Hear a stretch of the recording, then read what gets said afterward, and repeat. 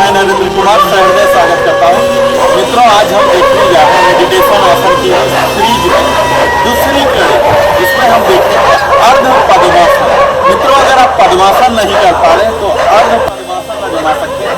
तो आइए आप हमारे साथ ही अर्ध पद्मासन कीजिए और अपनी ध्यान की यात्रा को इसके प्रथम सोपान के रूप में आप यात्रा प्रारंभ कर सकते हैं हमारे साथ। तो यह हमारे शरीर को ध्यान के लिए तो प्रिपेयर करता ही है। मित्रों, मैं आपको यह हिदायत दे दूं कि अर्ध पद्मासन प्रयास करने से पहले मुझे उम्मीद है आप प्री मेडिटेटिव पोजेज जो हमने विस्तार में दिया है अपने वीडियो में, उसे आप जरूर कीजिए ताकि आपके जांघ के मसल, कमर के और नी, एंकल ये सब प्रिपेयर हो जाते हैं, तब आप पूर्णतः कर सकते हैं। तो आइए आज हम अर्ध पद्मासन हाफ लोटस पोज करते हैं। इसके लिए हमारी प्रारंभिक स्थिति होती है दंडासन, जिसमें हम बैठ जाते हैं जमीन पर अपने दोनों पैरों को शरीर के सीधा रखकर, अपने शरीर को सीधा रखकर। और अब हम अपने एक पैर, हम राइट से शुरू कर रहे हैं, राइट पैर को, तलवे को, यहाँ फुट को अपोजिट पैर के थाई के नीचे यहाँ जितना अंदर जा सके कर देते हैं। और दूसरे पैर को उठा के इसके ऊपर, ये जांघ के नीचे और ये जांघ के ऊपर, जितना ऊपर आप यहाँ देखिए सामने ये। और इसे प्रयास करना है, इस हिल को जितना ज्यादा एब्डोमेन पार्ट में जितना नजदीक आ सके इस तरह से आप करेंगे।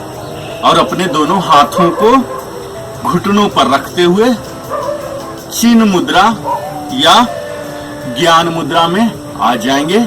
इसके दौरान हमारे धड़, गर्दन और हेड बिल्कुल एक लाइन, इस तरह से ऐसे ऐसे नहीं करना है, हमें बिल्कुल सीधा होना है। जब हम पैर यहाँ ला रहे हैं मित्रों, तो इतना ज्यादा दर्द पहुंचाकर नहीं करना है मित्रों।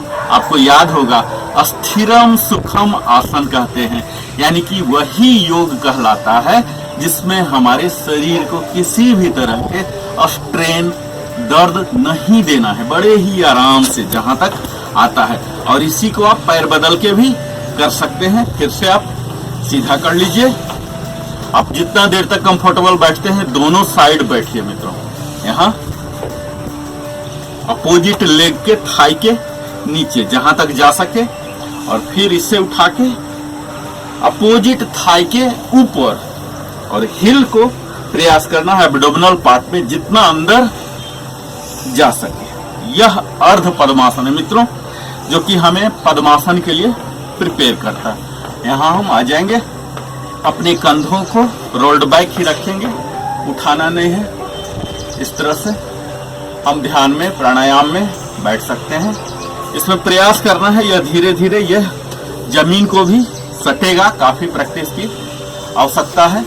इसमें पद्मासन के लगभग आप कह सकते हैं कि 30 to 40% पद्मासन के लाभ आ जाते हैं, क्योंकि इसमें हमारे फिजिकल और मेंटल बैलेंस एस्टेब्लिश हो रहे हैं। जब हम इस तरह से बैठ रहे हैं मित्रों, तो हमारे ब्लड सर्कुलेशन लोअर पार्ट में नहीं जा रहे हैं, हमारे प्यूबिक और एब्डोमिनल पार्ट में ब्लड सर्कुलेशन बढ़ जाते हैं, जिससे ये हमारे ग्लैंड्स जो हैं ये बेहतर काम करने लग जाते हैं, एक्टिवेट हो जाते हैं, जिससे हमारे डाइजेशन की समस्या समाप्त हो जाती है। और यहाँ जब हम बैठते हैं बिल्कुल मन को शांत कर लेते हैं।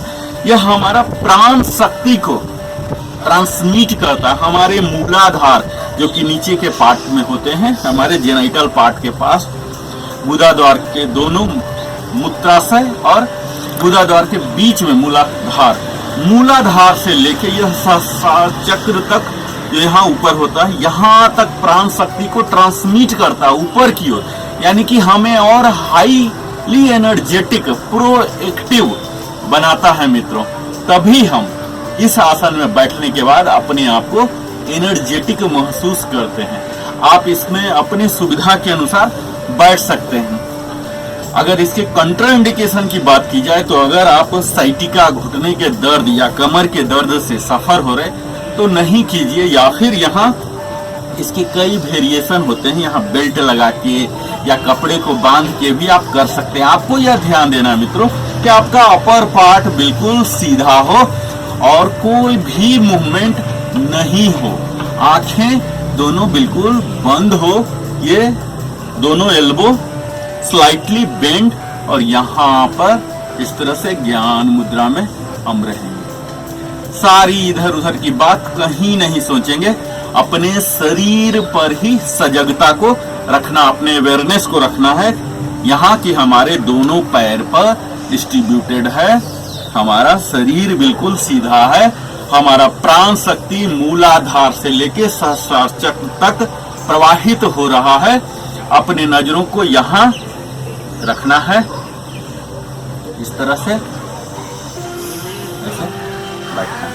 तो यह है हमारा अर्ध पद्मासन, जो कि उनके लिए है जो पद्मासन नहीं कर सकते हैं, और काफी हद तक पद्मासन के ही सारे फायदे मिल जा रहे। थोड़ा सा क्वांटम लेस होगा लेकिन बेनिफिट मिलेगा।